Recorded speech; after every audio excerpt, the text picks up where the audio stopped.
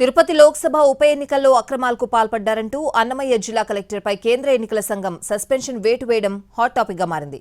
EC చర్యలతో ఒక్కసారిగా political heat పెరిగింది.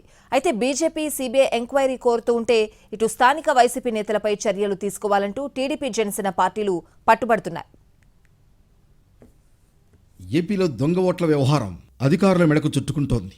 అన్నమయ్య జిల్లా కలెక్టర్ గిరీషా సస్పెన్షన్ రాజకీయ వర్గాల్లో చర్చనీయాంశంగా మారింది. గతంలో తిరుపతి కార్పొరేషన్ కమిషనర్గా పనిచేసే సమయంలో లోక్సభ ఉప ఎన్నికలకు ఓటర్ ఐడి కార్డుల్ని ఎలక్షన్ కమిషన్ వెబ్సైట్ నుంచి అక్రమంగా డౌన్లోడ్ చేశారనే అభియోగం గిరీషాపై ఉంది.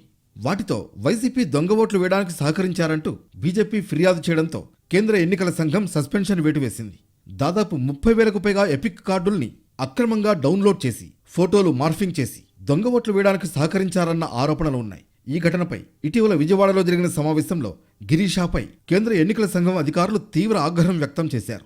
ఎపిక్ కార్డుల డౌన్లోడ్ వ్యవహారంలో ప్రమేయం ఉన్న పలువురు అధికారులపైన చర్యలకు ఆదేశించింది ఈసీ బృందం.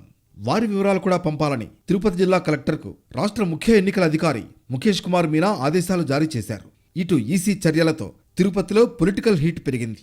ప్రతిపక్ష పార్టీలు వైసీపీ టార్గెట్గా విమర్శలు గుప్పిస్తున్నాయి. బీజేపీ మరో అడుగు ముందుకేసి లోక్సభ బై ఎలక్షన్లో దొంగ ఓట్లపై సీబీఐ విచారణ కోరడం సంచలనంగా మారింది. ఇక టీడీపీ జనసేన కూడా బీజేపీ త్రోవలోనే వెళుతున్నాయి. అయితే అధికారులనే కాదు, వారిని వెనక నుంచి నడిపించిన నాయకుల్ని అరెస్ట్ చేయాలన్న డిమాండ్లు చేస్తున్నాయి. దొంగ ఓట్ల చేరిక వ్యవహారంలో వైసీపీ నాయకుల పాత్ర ఉందని ఆరోపిస్తున్నారు. అయితే ప్రతిపక్ష పార్టీల విమర్శలపై వైసీపీ నేతలు స్పందించడం లేదు. తమకేం సంబంధం లేదన్నట్లుగా సైలెంట్గా ఉన్నారు. ప్రతిపక్షాల విమర్శలతో కొందరు అధికారుల్లో భయం మొదలైంది. ఎన్నికల సమయంలో పనిచేసిన పోలీసులు అధికారులపై తీసుకోవాల్సిన చర్యలపై ఈసీ దృష్టి పెట్టినట్లు సమాచారం.